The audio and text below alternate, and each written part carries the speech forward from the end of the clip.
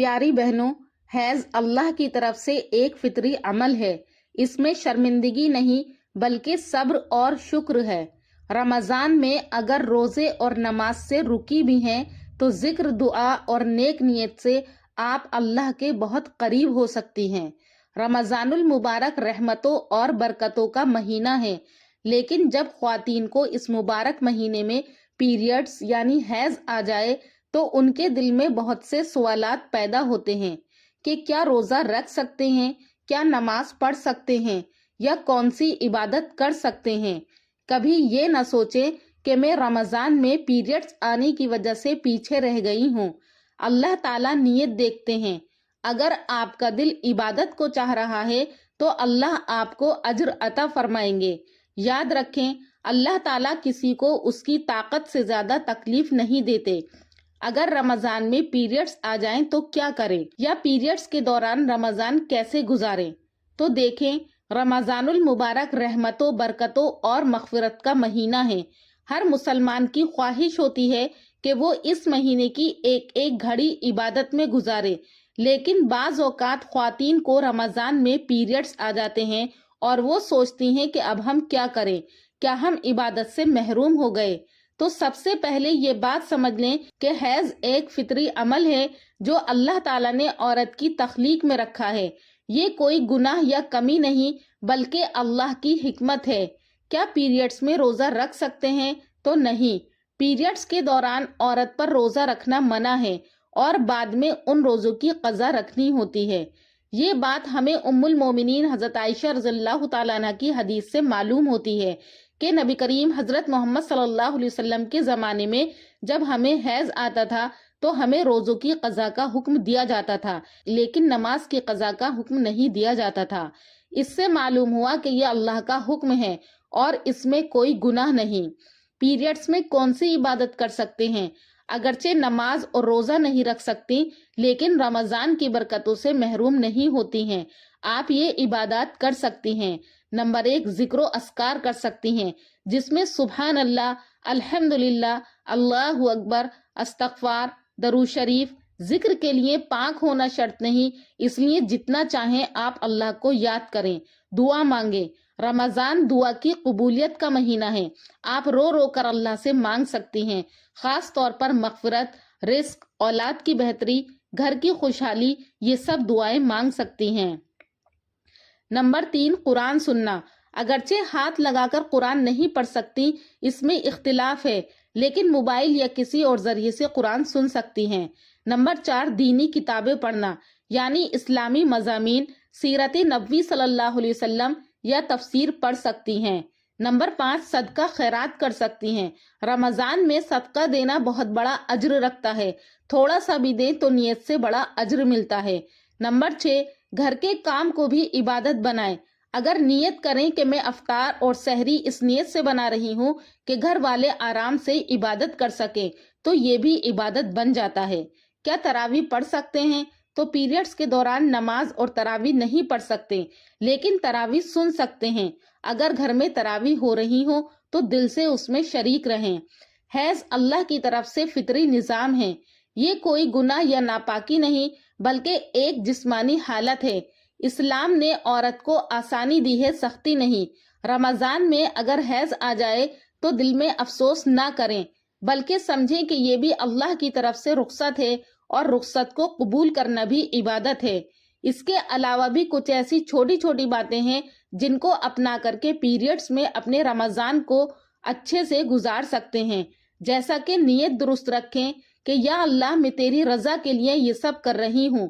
Mobile کا استعمال کم کریں، گناہوں سے بچنے کی خاص کوشش کریں، زبان، آنکھ، دل کی حفاظت کریں۔ یاد رکھیں، حیض کی وجہ سے نماز اور روزہ معاف ہیں لیکن اجر کے دروازے بند نہیں ہوتے۔ حضرت محمد صلی اللہ علیہ وسلم نے فرمایا کہ بندے کی نیت کے مطابق اسے اجر ملتا ہے۔ اکثر خواتین حیض کے دنوں میں 2 سچویشن سے گزرتی ہیں۔ پہلی وہ ہے جو حیض کے دنوں میں بھی اللہ تعالیٰ کے قریب رہتی ہیں۔ دوسری قسم وہ ہے کہ حیض شروع ہوتے ہی اللہ تعالیٰ سے وہ لوگ دور چلے جاتے ہیں اور ان خواتین کو پتہ نہیں ہوتا کہ حیض کے دنوں بھی رمضان کا بہترین فائدہ اٹھایا جا سکتا ہے۔ آخر کیسے؟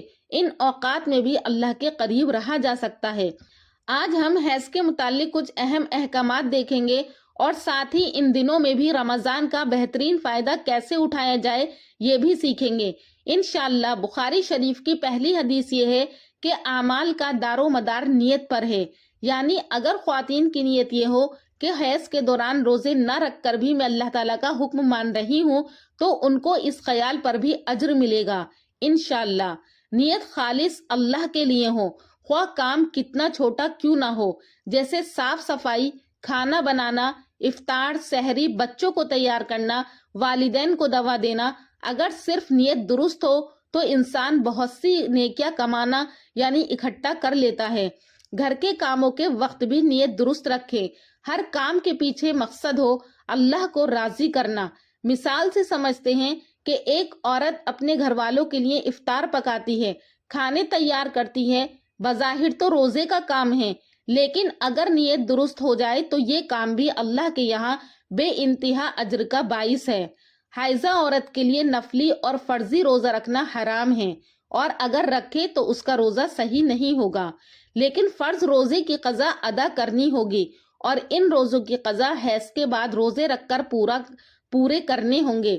اس کی دلیل درج ذیل حدیث ہے کہ حضرت عائشہ رضی اللہ تعالیٰ عنہ بیان کرتی ہیں کہ یہ یعنی حیض ہمیں بھی آیا کرتا تھا تو ہمیں روزوں کی قضا کا حکم دیا جاتا تھا اور نماز کی قضا کا حکم نہیں دیا جاتا تھا، اور اگر روزے کی حالت میں حیض آ جائے تو اس کا روزہ باطل ہو جائے گا، چاہے مغرب سے کچھ منٹ قبل ہی آئے، اور اگر یہ رمضان کا روزہ ہو تو اس پر اس دن کے روزے کی قضا ہوگی، اور اگر حالت حیض میں طلوع فجر ہو جائے اور اس دن کا روزہ صحیح نہیں ہوگا، چاہے طلوع فجر کے 1 منٹ بعد ہی وہ پاکی کو حاصل کرے، اور اگر طلوع فجر سے قبل پاکی حاصل کرے اور اس نے روزہ رکھ لیا تو اس کا روزہ صحیح ہے، چاہے ابھی اس نے غسل فجر کی نماز کے بعد ہی کیا ہو۔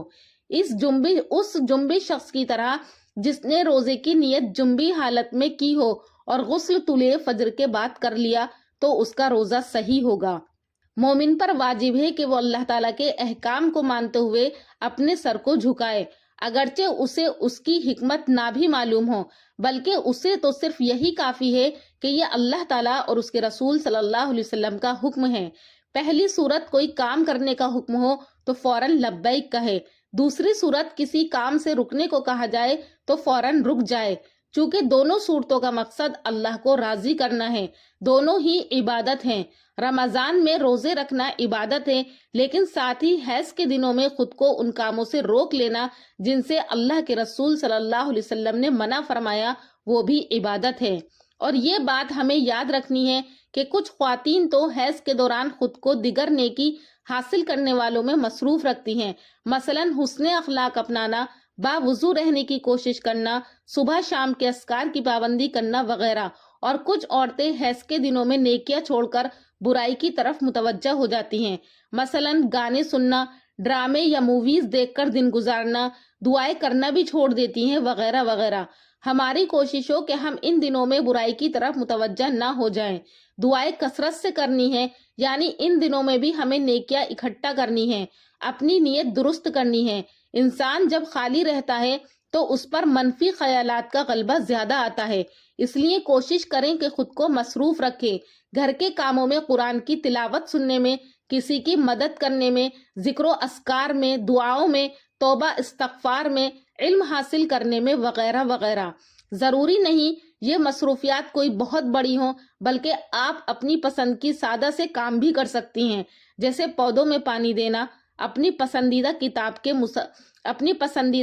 کے چند صفحے پڑھنا، چائے بنانا، کسی نیک ساتھی سے بات کر لینا وغیرہ وغیرہ، یعنی ان دنوں میں خود کا خیال رکھیں۔ پیاری بہنوں، اس ویڈیو میں ہم نے بہت سی باتیں جانی ہیں جن کو اپنا کر ہم اپنے پیریڈز کو رمضان میں عبادت کی طرح گزار سکتے ہیں۔ امید کرتی ہوں کہ آپ کو یہ ویڈیو پسند آیا ہوگا۔ اگر پسند آیا ہے تو لائک، شیئر، سبسکرائب ضرور کریں، اور یہ ویڈیو ان بہنوں کے ساتھ ضرور شیئر کریں جن کو یہ معلوم ہی نہیں کہ وہ اپنے پیریڈز کو بھی رمضان میں عبادت بنا سکتی ہیں۔ اور مجھے بھی اپنی دعاؤں میں یاد رکھیں۔ جزاک اللہ۔ السلام علیکم۔